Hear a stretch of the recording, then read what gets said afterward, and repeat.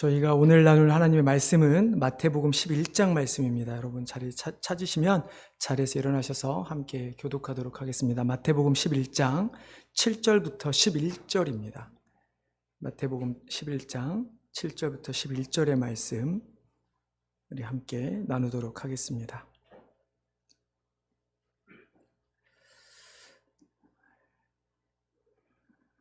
제가 먼저 읽겠습니다. 그들이 떠나며 예수께서 무리에게 요한에 대하여 말씀하시되 너희가 무엇을 보려고 광야에 나갔더냐? 바람에 흔들리는 갈대냐?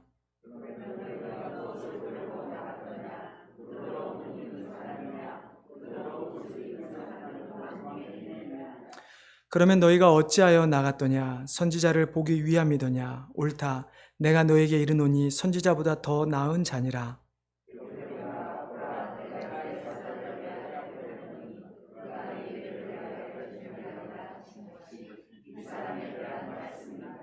같이 읽겠습니다. 내가 진실로 너에게 말하노니 여자가 낳은 자 중에 세례 요한보다 큰 이가 일어남이 없도다. 그러나 천국에서는 극히 작은 자라도 그보다 크니라. 아멘. 자리에 앉아주시기 바랍니다. 제가 한번 더 기도하겠습니다.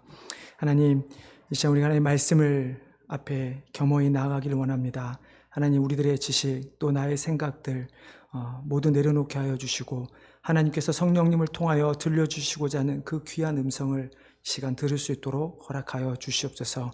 귀 없는 자가 되지 않게 하여 주시고 귀 있는 자가 되어 하나님의 말씀을 듣고 순종하는 주의 백성들 되게 하여 주시옵소서. 감사하며 예수님의 이름으로 기도드리옵나이다. 아멘. 한 가정에 아이가 태어나면 참 많은 아이를 향한 기대를 갖게 되죠. 그 아이를 향해 부모님이나 혹은 우리 조부모님, 그러니까 할아버지, 할머니들이 하는 한마디가 무엇인지 아십니까? 많은 대부분의 하는 분들이 하시는 말씀이 훌륭한 사람이 되어라, 위대한 사람이 되어라, 이런 이야기를 많이 합니다. 옛날에 아주 오래전 이제 과거에 우리 어르신들이 이런 말을 하죠. 그래서 남자애들 태어나면 장군감이다, 뭐 이런 말이 아마 아이들이 태어났을 때 아이들을 향한 기대감을 표현하는 말이 아닐까 합니다. 세상에는 어떤 사람을 위대한 그리고 큰 사람이라고 할까요? 많은 종류의 사람들이 있을 것입니다. 과거에는 나라를 세웠던 어떤 그런 왕과 같은 사람들이 있는가 하면은 나라의 개혁을 이끌었던 사람들도 있습니다. 탐험가, 발명가, 의사, 법률가, 혹은 락펠러 같은 아주 큰 대기업가 같은 사람들도 있죠. 요즘 같으면은 어떤 사람들일까요? 연예인, 혹은 프로게이머, 아니면은 운동선수 같은 사람들이 있을 것 같습니다. 구체적 예를 들자면 애플을 창시자였던 스티븐 잡스, 아마 연세 드신 분들보다는 애플보다는 아마 마이크로소프트를 창시한 빌 게이츠를 더 많이 아실 것 같습니다. 뿐만 아니라 전기 자동차를 했던 앨런 머스크라든지 페이스북을 만든 마크 저커버그 같은 그런 사람들, 실은 제가 아는 사람들 다 적어놓은 거예요. 네, 이런 사람들을 우리는 좀 위대한 사람, 이 세상 좀 큰 사람들이라고 이야기를 합니다. 과거에 비해서 현재에 들어서 큰 사람들을 우리는 어떤 사람이라고 하냐면, 한마디로 한다면 사람들에게 영향을 끼치는 사람, 소위 인플루언서라고 하는 자들을 우리는 소위 큰 사람들, 위대한 사람이라고 이야기를 하죠. 근데 어떤 글에서 저는 이런 것을 하나 보기도 했습니다. 그 사람에게 어떤 사람이 누군가가 내게 세상에서 가장 위대한 사람은 어떤 사람이냐 라고 생각하느냐 묻는다면 나는 가장 많이 운 사람입니다. 내가 말하는 가장 많이 운 사람은 사회적 약자와 빈곤의 굴레에 갇힌 불우한 이웃을 보고 운 사람입니다. 이런 말을 한 사람도 있습니다. 이처럼 세상은 참 다양한 사람들을 향해 위대하다, 훌륭하다, 큰 사람들이라 이야기를 하죠. 그러나 성경은 세상과는 다르게 이야기를 합니다. 과연 누가 큰 자냐? 누가 위대한 자냐? 우리는 세상의 관점이 아닌 하나님의 관점으로 보아야 하는데, 우리가 보통 세상에서 큰 사람이 되기 위해서는 사람에게 영향을 주고 사람에게 인정을 받아야 합니다. 내가 아무리 다른 사람의 영향을 준다 하더라도 인정받지 못하면 그 사람은 우리가 위대한 사람이라고 말하지 않죠. 그러나 성경에서 말하는 위대한 큰 자는 우리가 사람의 영향을 준다 하더라도 그것이 복음으로 영향을 줘야 하는 것이고, 또한 우리가 사람에게 인정을 받는 것이 아닌 하나님으로부터 인정을 받는 자들이 진정한 위대한 사람, 하나님 앞에서 큰 사람이라고 우리는 말할 수 있을 것이죠. 오늘 본문에 보면 마태는 여자가 낳은 자 중에 가장 큰 사람이라고 하는 한 사람을 소개합니다. 누구죠? 바로 세례 요한입니다. 실은 마태가 이것을 소개는 하지만 마태는 기록만 하였을 뿐이고, 누가 진짜로 여자 중에서 낳은 중에 가장 큰 자가 세례 요한이라고 말씀하고 있나요? 바로 예수님이십니다. 예수님이 인간이신 하지만 우리가 예수님은 또 하나님이시기에 예수님을 제외한, 예수님 말씀하실 때 이 세상에 여자가 낳은 자 중에 누가 가장 크냐? 바로 세례 요한이라고 말씀하고 있는 것이죠. 그러면 예수님은 왜 세례 요한을 어떤 선지자보다, 어떤 여자가 낳은 사람들보다 가장 큰 자라고 말씀하셨을까? 왜 그는 하나님 앞에서 큰 자가 될 수 있을 것인가? 우리가 그것을 간단히 살펴보기 전에 세례 요한의 탄생을 먼저 잠깐만 살펴보겠습니다. 누가복음 1장 13절 16절에 보면 주의 사자, 즉 천사가 나타나서 세례 요한의 아버지인 사가랴에게 이렇게 이야기를 합니다. 제가 읽어드리겠습니다. 천사가 그에게 이르되 사가랴여 무서워하지 말라. 너의 간구함이 들린지라. 내 아내 엘리사벳이 내게 아들을 낳아주리니 그 이름을 요한이라 하라. 너도 기뻐하고 즐거워할 것이요 많은 사람도 그의 태어남을 기뻐하리니 이는 그가 주 앞에 큰 자가 되며 포도주나 독한 술을 마시지 아니하며 모태로부터 성령의 충만함을 받아 이스라엘 자손을 주 곧 그들의 하나님께로 많이 돌아오게 하겠습니다. 세례 요한은 태어나기 전부터 이미 하나님의 사자로부터 그는 주 앞에서, 하나님 앞에서 가장 큰 자가 될 거라고 예언하고 있죠. 여기서 분명한 것은 세례 요한이 어떤 가진 것이 많아서 하나님 앞에 위대된 것도 아니고, 그가 사회적 지위나 어떤 능력이 있어서 하나님 앞에서 큰 자가 된 것이 아니라는 점이죠. 우리가 세례 요한의 성경에서 나온 이야기들을 잘 보면 세례 요한은 어떻게 살았습니까? 광야에서 가죽옷을 입고 살았고 석청과 메뚜기를 먹고 살았던 사람이 세례 요한이었습니다. 그는 실은 잡혀가서 옥에 갇혀서 헤롯 왕으로부터 목이 잘리는 죽임을 당했던, 씀에도 불구하고 아무것도 할 수 없었던 그런 힘없는 사람이었습니다. 그럼에도 불구하고 하나님은 그를 귀하게 여기셨고 그를 이 세상에서 가장 큰 자라고 말씀해 주셨죠. 그럼 왜 세례 요한이 이렇게 큰 자가 되었을까? 왜 그는 하나님 앞에서 인정받는 사람이 되었을까? 오늘 우리가 본문에 나오는, 또 우리가 요한복음 말씀도 잠깐 살펴볼 텐데요. 그 말씀을 통해서 우리도 세례 요한처럼 하나님 앞에서 큰 자들이 되기를 주님의 이름으로 축원합니다. 첫째로 세례 요한이 큰 자가 된 것은 하나님으로부터 소명, 우리가 사명이라고 하는 소명을 받은 자이기 때문입니다. 여러분 10절 말씀을 우리 같이 다시 한번 읽어보겠습니다. 10절입니다. 자, 시작.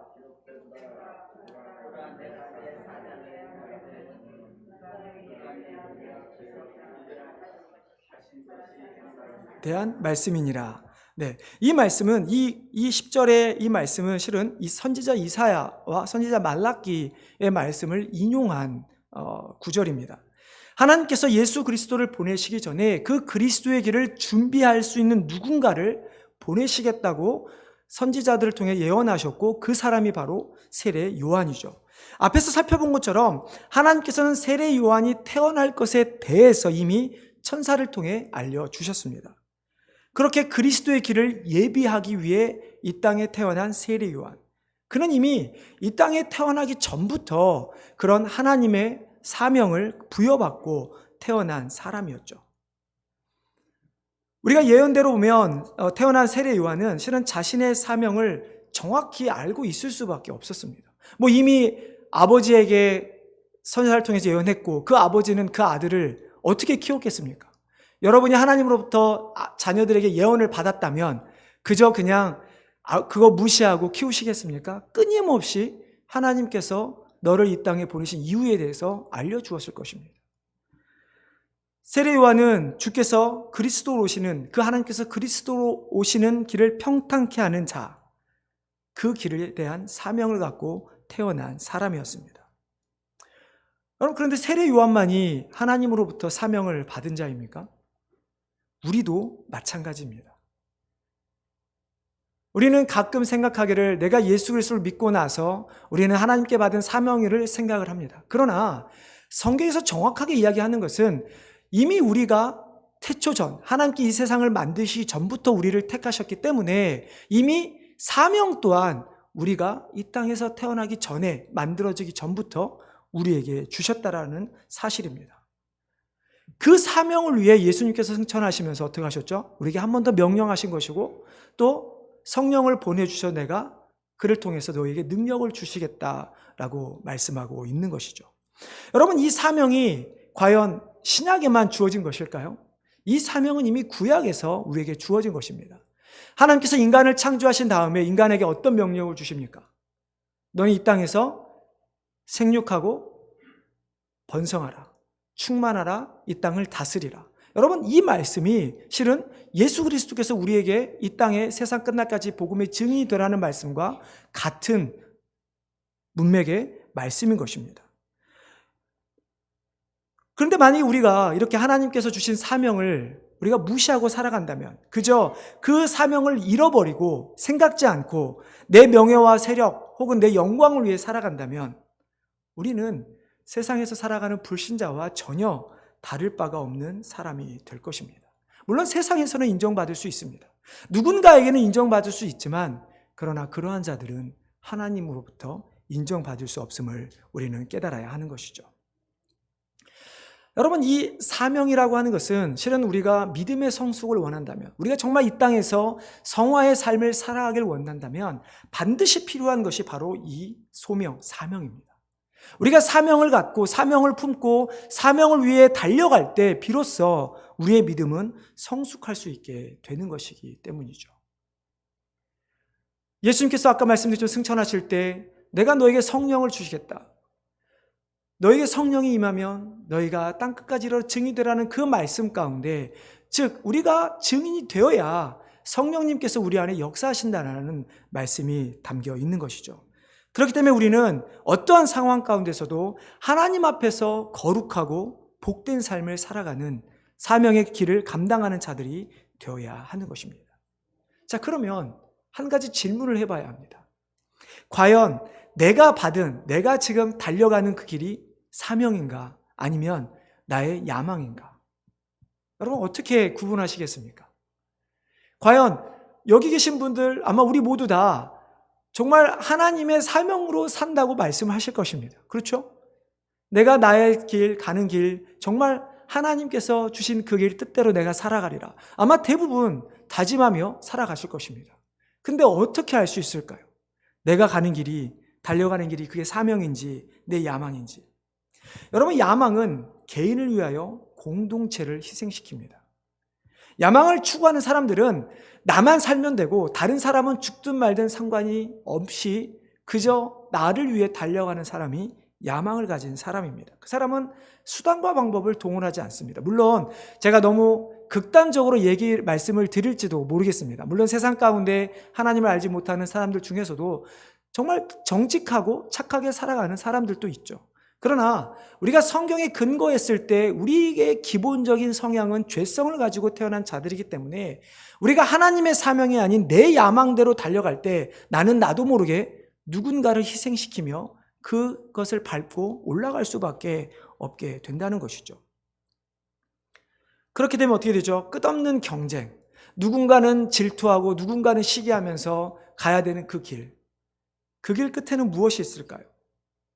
그 길 끝에는 하나님의 칭찬이 아니라 패망의 지름길만 놓이게 될 뿐이죠. 여러분, 세례 요한처럼 그리스도의 소명을 가진 자들은 자신이 죽고 남을 살리게 되는 것입니다. 언제나 양보하고 언제나 덕이 넘치는 사람입니다.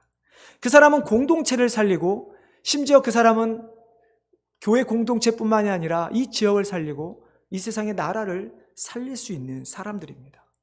그 하나님의 소명을 위해서는 자신의 야망 정도는 언제라도 버릴 수 있는 사람이 바로 소명을 가지고 살아가는 사람이죠.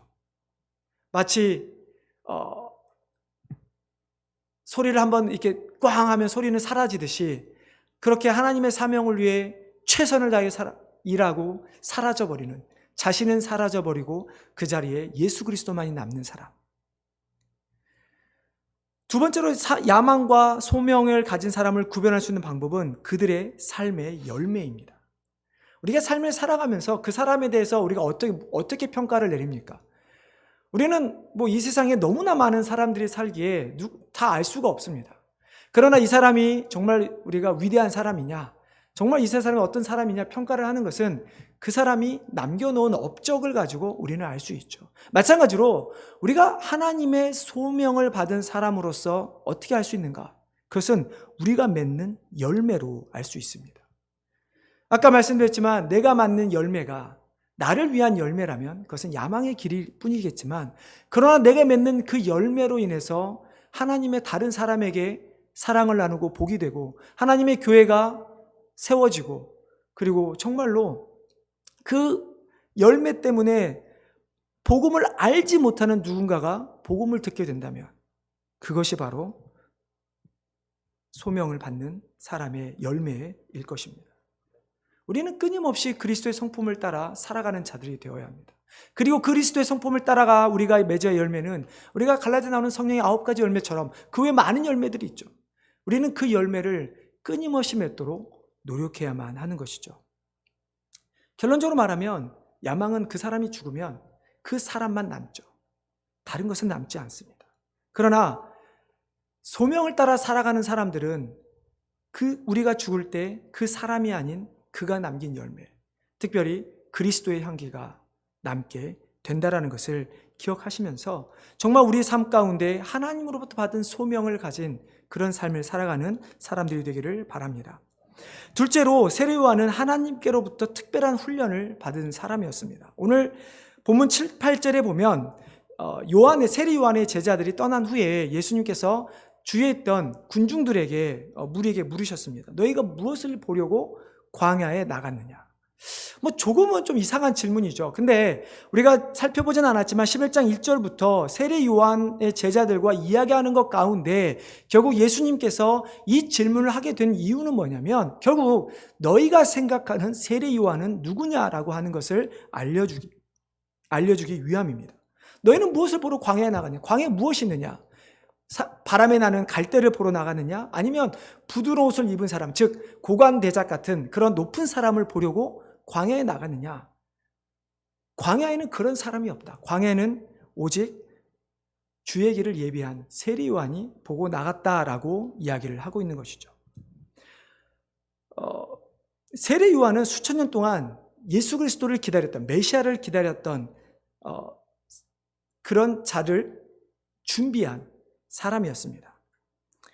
하나님께서는 예수 그리스도를 메시아를 보낼 때 그의 길을 예비할 수 있는 사람을 보내셔야만 했죠. 왜냐하면 어떤 사람이 예수 그리스도님 오기 전에 예수님에 대해서 미리 선포하는 자, 그렇게 메시아를 선포하는 자라고 한다면 이 사람은 어떤 사람이 되어야 하는 것일까? 어떤 훈련을 받아야 하는 것일까? 그래서 그는 하나님의 그 사명을 감당하기 위해서 하나님께서는 그를 광야로 보내신 것이죠. 여러분, 광야라고 하는 것은 어떤 곳입니까? 단순히 생각해 보면 춥고 덥고 살인적인 더위, 추위가 있는 곳이 광야이죠. 또 광야는 어떻습니까? 먹을 것을 쉽게 구할 수 없는 곳이 광야입니다. 즉 사람의 힘으로 온전히 살아갈 수 없는 것이 광야입니다. 물론 요즘은 과학이 워낙 발달을 해서 광야에서 살 수 있는 상황이 되지만 그 당시만 하더라도 사람이 홀로 광야에 살아갈 수 있는 것은 결코 쉽지 않는 일입니다. 근데 더욱더 중요한 의미가 있습니다. 광야에는 무엇이 없습니까? 사람이 없습니다. 내가 영향을 받고 영향을 줄 수 있는 사람이 없는 곳이 광야입니다. 그러면 광야에서 훈련받는다는 의미는 무엇일까요? 아마 여러분들 광야 그러면 떠오르는 인물들이 있을 것입니다. 모세도 광야에서 훈련을 받았습니다. 바울도 아라비아 광야에서 훈련을 받았죠. 예수님도 광야에서 40일 광야길을 걸으셨습니다. 여러분, 광야라고 하는 것이 우리 인간의 보기에는 척박하고 사람이 살 수 없는 곳이지만, 그러나 성경에서 말하는 광야는 그런 곳이기에 오직 하나님만 의지할 수 있는, 하나님을 만날 수 있고 하나님과 교통할 수 있는 장소가 바로 광야인 것이죠. 어떠한 사람의 영향도 받지 않은 채 오직 하나님으로부터만 훈련받을 수 있는 곳, 그곳에서 세례요한은 하나님께만 집중했고 하나님께서 자신에게 주신 사명이 무엇인가를 깨닫고 그를 준비하기 위한 충분한 훈련을 받고 있었다는 것입니다. 이처럼 우리가 하나님 앞에서 큰 자가 되기 위해서, 하나님의 사명을 감당하기 위해서 우리는 광야의 길을 걸어가야 합니다. 다른 사람에게 눈치를 보고 다른 사람이 나를 어떻게 볼까 생각하는 것이 아니라 정말 우리는 하나님 앞에 겸손히 나아가야 되는 것이고 하나님이 나를 보실 때 무엇라고 할 것인가를 우리는 고민하면서 살아가야 한다는 것이죠. 여러분, 우리가 사명의 길을 간다고 말을 합니다. 정말 복음을 위해 길을 걸어가야 한다고 이야기를 합니다. 근데 그 길은 하나님 없이는 할 수가 없습니다. 내가 할 수 있다고 생각하죠? 그러나 결코 그럴 수 없죠. 여러분, 이런 말들을 많이 들어보셨을 것입니다. 우리 과거에 내가 전도해서 내가 이 사람을 교회에 데려와서 이 사람을 믿게 된다, 이런 말들이 우리가 너무 이렇게 자주 사용되는 말이지만 정확히 말하면 성경적으로는 틀린 말이죠. 내가 이 사람을 데려와서 교회에 데려와서 내가 있으면 믿게 내가 했습니까? 아니죠. 하나님께서 이미 구원하시려 작정한 사람에게 하나님께서 우리를 통하여 복음을 듣게 하신 것이고 하나님께서 그를 이 자리로 데려오셔서 하나님 믿게 하신 것이지, 그저 우리는 도구로 사용되는 것이지 내가 믿게 하는 것이 아니죠. 그러면 우리가 어떻게 그런 도구로 사용될 수 있습니까? 바로 하나님의 교제를 이루었을 때, 하나님의 능력을 구하고 하나님과 만났을 때 그 일이 가능하다라고 하는 것이죠. 그래서 우리가 비록 성경에 나오는 진짜 사막 같은 그런 광야에서 살지는 않지만, 그러나 우리의 영적인 삶의 현장, 내가 영적으로 훈련받아야 할 곳은 항상 광야에 놓여 있어야 합니다. 하나님과 끊임없이 하나님을 찾고 하나님을 만나고 하나님의 음성을 들을 수 있는 곳, 하나님 앞에 순종하며 하나님께서 하라는 대로 나아갈 수 있는 그런 장소를 우리는 찾아야 하고 그 장소를 통해서 우리는 끊임없이 훈련해 가야 하는 것입니다. 우리가 이렇게 광야 같은 곳에서 하나님을 만날 때 우리는 하나님의 앞에서 큰 자가 될 수 있는 것이죠. 마지막으로 세례요한은 겸손한 자였기 때문에 하나님 앞에서 위대한 자가 될 수 있었습니다. 여러분, 요한복음 1장을 한번 잠깐 살펴보겠습니다. 요한복음 1장을 한번 성경을 한번 같이 여셔서 보시면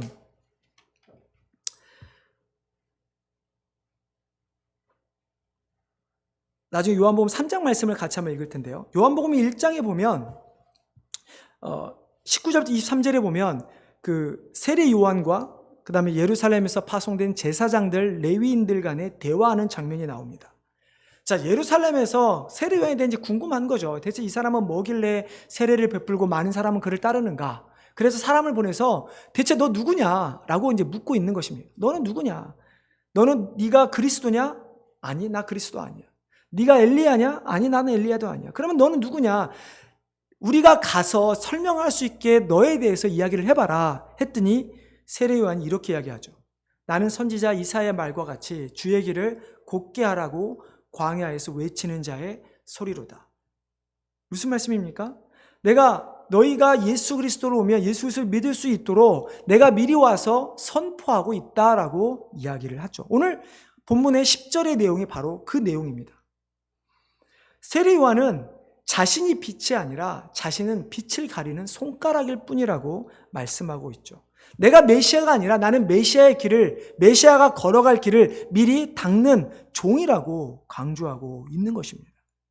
그는 자신이 받은 사명에 자신의 자신이 가야 될 그 길, 넘지 않아야 될 선을 분명히 알고 있었던 그런 사람이었습니다. 그렇기 때문에 그는 교만하지도 자기 자신을 과대평가하지도 않았죠. 그는 늘 하나님께서 자신에게 맡기신 사명을 생각했고 그 맡기신 사명에서 더 넘어가 그것이 자기에게 영광이 되지 않기 위해 그는 끊임없이 노력했던 그런 사람이었습니다. 여러분, 요한복음 이제 한번 같이 읽어보고 요한복음 3장 말씀 한번 같이 읽어보겠습니다. 요한복음 3장 26절부터 30절 말씀입니다. 우리 찾으셔서 한번 같이 한 목소리로 읽어보겠습니다. 요한복음 3장 26절 30절 말씀입니다. 자, 시작.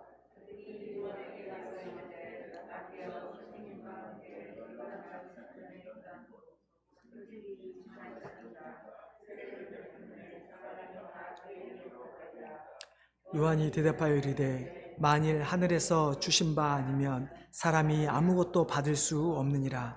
내가 말한 바 나는 그리스도가 아니요 그의 앞에 보내심을 받은 자라고 한 것을 증언할 자는 너희니라.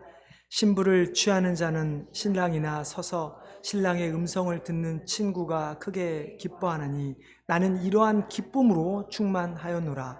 그는 흥하여야 하겠고 나는 쇠하여야 하리라 하니라. 이런 거죠. 요한의 제자가 이렇게 나옵니다. 선생님, 당신이 말한 사람이 저 사람입니까? 저 사람이 세례를 베푸니까 많은 사람들이 그에게 가더이다.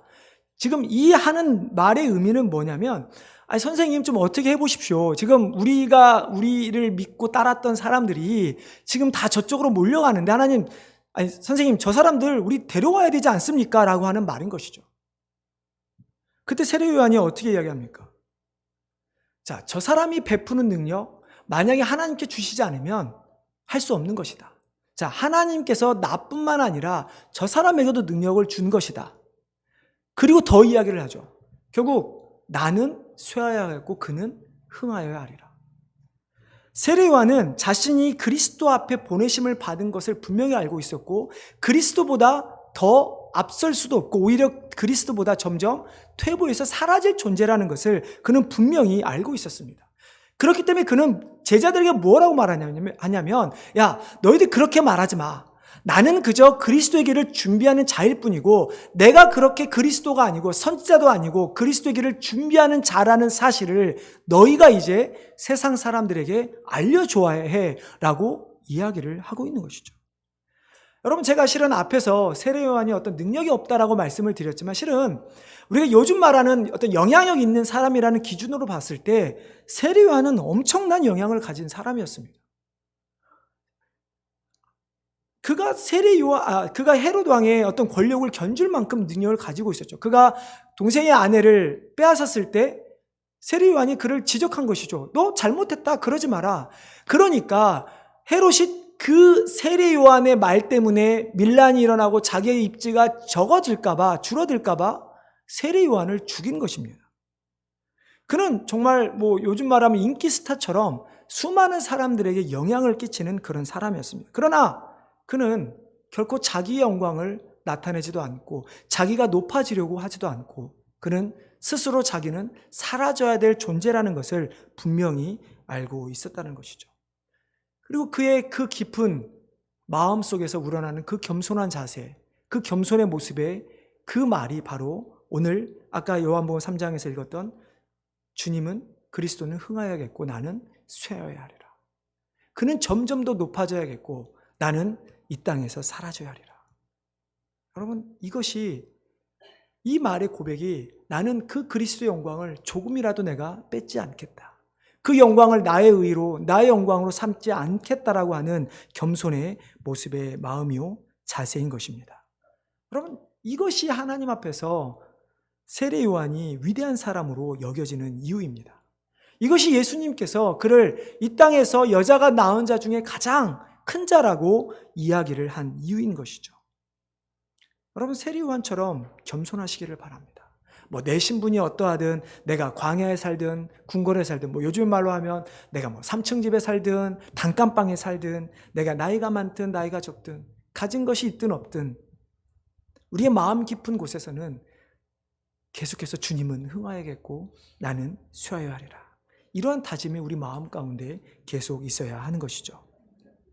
결국 우리가 하는 일들을 통해서 내가 하는 그 일들을 통해서 영광을 바라는 것이 아닙니다. 다른 사람의 인정을 바라지 말아야 합니다. 우리가 사람의 인정이 아닌 우리는 하나님 앞에서 하나님으로부터 받는 인정을 받아야 하는 것이죠. 여러분, 세례 요한이 가지고 있었던 그가 가진 이런 겸손함, 모든 그 자신의 삶의 그 정신의 기반, 그것은 그가 하나님의 은혜로 자신이 이 땅에 태어났고 자신이 하나님의 은혜로 그런 사명을 받았고 자신은 끊임없이 하나님의 영광을 높이는 존재라는 사실을 끊임없이 자각하며 살았던 세례 요한의 모습. 이러한 진실된 동기를 가지고 살아갈 때 비로소 우리는 하나님 앞에서 큰 자가 될 수 있을 것입니다. 여러분, 주님의 참된 제자가 누구입니까?